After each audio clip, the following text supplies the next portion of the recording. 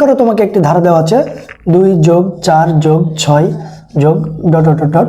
ধারাটির কততম পদ,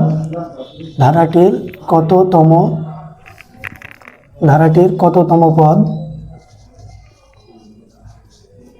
32, ধারাটির কততম পদ 32, 2 যোগ 4 যোগ 6 যোগ ডট ডট ডট ধারাটির কততম পদ 32, কততম পদ এটা মানে কিন্তু এনতম পদ বের করতে বলছে। তো এনতম পদ বের করার সূত্রটি যেন কি বললাম, এনতম পদ বের করার সূত্রটি হচ্ছে সর্বপ্রথমে তুমি দেখবা যে শেষ পদ কত, তার শেষ পদ এখানে 32, তার সাথে বিয়োগ করবো প্রথম পদ কত 2, এবং একে ভাগ দিবা এই যে ধারাটা আছে এদের ভিতরে পার্থক্য যেটা সেটা দিয়ে তুমি ভাগ দেবে, এদের ভিতরে পার্থক্য যেটা, পার্থক্য মানে বিয়োগ, 6 থেকে 4 বাদ দিলে 2, আবার 4 থেকে 2 বিয়োগ গেলেও 2, তার মানে এটি সমান্তর ধারা আর এই ধারাটির প্রতিপদের পার্থক্য হচ্ছে 2, তাহলে ভাগ দেবো আমরা 2 দিয়ে আর এখানে যোগ করবো 1। তাহলে আমরা এখন হিসাব করি 32 থেকে 2 বিয়োগ করলে কত হয় 30, আর 30কে 2 দিয়ে ভাগ করলে কত হয় 15, 15 দুগুণে 30, তাহলে আর 15-এর সাথে 1 যোগ করলে 16, এটাই তোমার উত্তর। আশা করছি তোমরা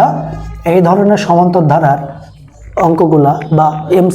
এমসিকিউগুলা খুব সহজে সমাধান করতে পারবে, ইনশাআল্লাহ কোনো সমস্যা হবে না। আসসালামু আলাইকুম, দেখা হবে পরবর্তী কোনো ভিডিওতে।